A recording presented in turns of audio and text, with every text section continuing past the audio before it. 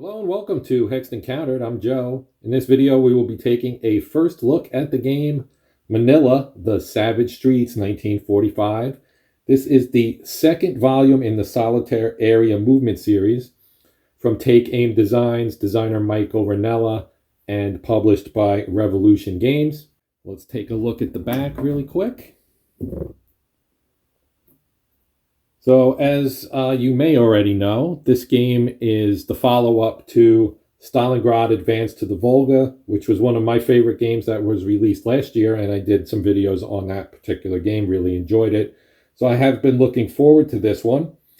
And this one covers the fighting in Manila in 1945 as the Americans attempted to retake the Philippines from the Japanese near the end of the war. So this takes place in February and March of 1945 in Manila. And it is a solitaire game, just as the first one was. As you can see here, it contains one 17 by 22 inch mounted map, which is very nice, a sheet of 5/8 inch die cut counters, one player aid card, one rule booklet, 7 six-sided dice, 4 of them green and 3 red. And you get a little bit of a sample of what the counters look like here. It is for 14 and up. I'm not going to read all the copy here, but this is obviously a game that is relatively, well, I shouldn't say obviously. It is a game that's relatively easy to set up. The rules aren't overly complex, but they're good. You get a challenge every time you play it because it really doesn't play out the same way twice at all. There's always some variation because of the mechanics of the game, and we'll get into that in a little bit when we talk about the rules and we look at the rule book. So having said all that, let's open up the box and take a look at what's inside. Okay, let's open her up. Okay, so right on top we find our dice as advertised, 7 of them, 4 green and 3 red. Our rule book, we'll take a look at that in a moment. Here is the player aid card. So here's your sequence of play. You've got a dawn phase, random event phase. That's a big part of why the game is never the same 2 times. Supply phase, your combat phase, and your end phase. Now, if you did play Stalingrad, as I did, you probably won't have a hard time learning this game. At least that's what I'm hoping. It's a very similar system, of course. Here's our combat tables, resolution. Well, you got your bloody streets, your combat resolution, your attack values, etc. Reinforcements, there aren't a lot, as you can see. We've got 6 here on turn 2, 2 on turn 6, and 3 more, 3 withdrawals rather on turn 6 as well. And then on the flip side here, you have your supply costs. So you can buy certain things that have a cost attributed to them that will give you a benefit in combat. And here's the Japanese strategies. The strategies will determine how hard the defender fights, the difficulty of the combat. They affect combat resolution, essentially. And there is variation. So a lot of times you're not going to know what the difficulty of your attack is going to be. So you kind of have to take some chances, I would say. Unit information. So you can see the unit ID, where it sets up. This is an area game, not a hex game. The parent formation. That's a pretty famous symbol there if you're familiar with the United States Army. Movement factor, attack factor, and it's got a fresh side and a spent side. And then you have your Japanese units, which are more abstracted.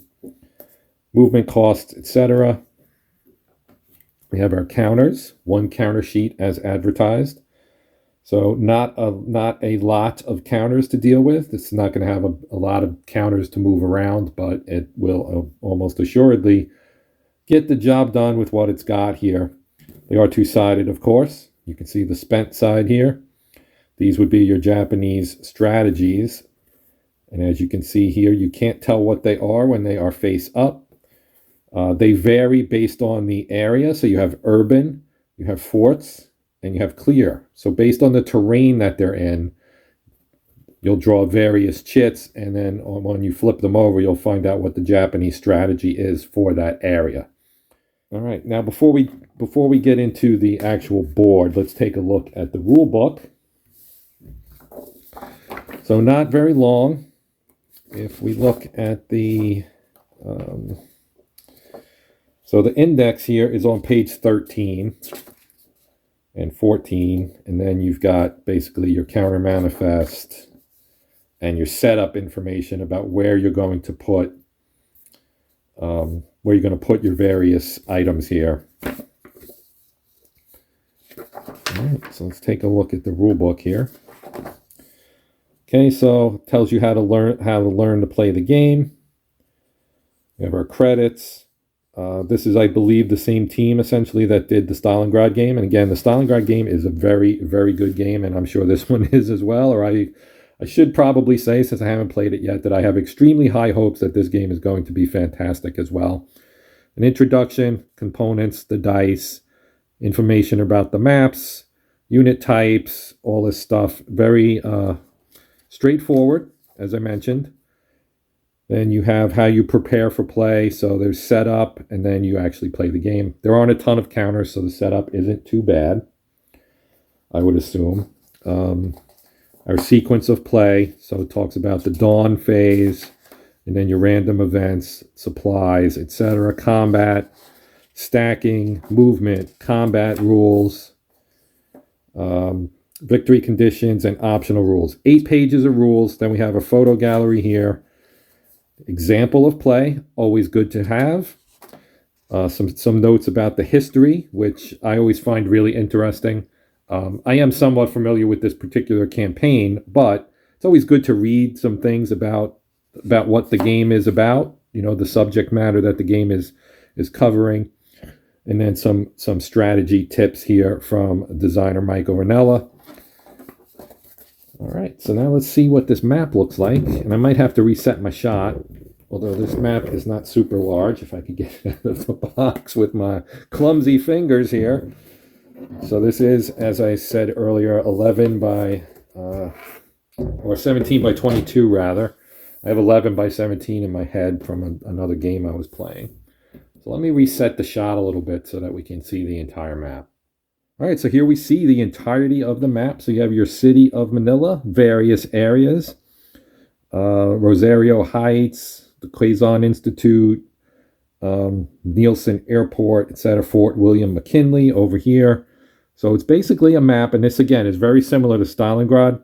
We had a map of the city. Of course, you had the Volga in the middle of that. Here we have Manila Bay, Intramuros, University, Stadium, etc.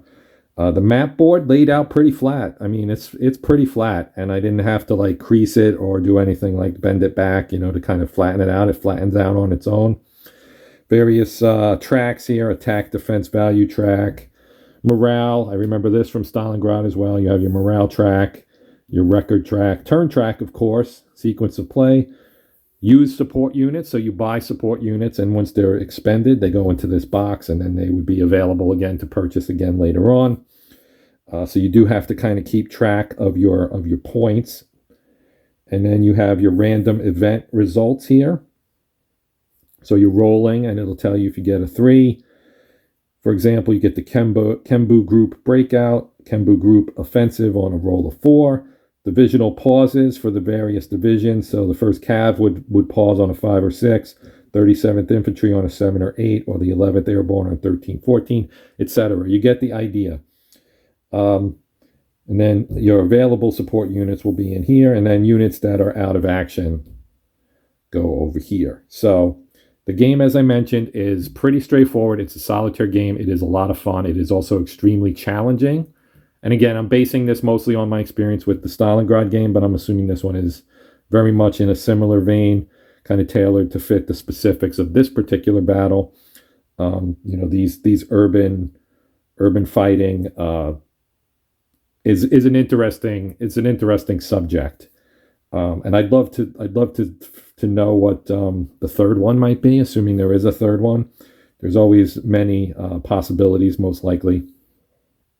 So, again, this is Manila, the Savage Streets, our Solitaire Area Movement Series Volume 2 from Take Aim Designs, which is the company of designer Michael Rinella, and this is being produced in kind of a teamwork thing with Revolution Games, which is the same way that the Stalingrad game was published. So obviously that's a relationship that works very well. So I will be doing a playthrough of this. Look for that in the not too distant future. This is a relatively short one, just kind of a first look and go through the game, give you some brief thoughts of mine as I see everything. And then in a day or two, I will have the first of probably potentially more than one playthrough video. I really enjoyed Stalingrad. I did 3 or 4 videos on that. I would not be surprised to do 3 or 4 videos on this one as well. So look for that here in the coming days. As always, please let me know what you think via comments, liking, sharing, subscribing. All that stuff's always welcome. But even if you don't do any of those things, hopefully you'll come back and check out the playthrough or any of the other videos I do here on my channel. That will do it for now. My name's Joe. This is the Hexed Encounter channel. And as always, until next time, happy gaming.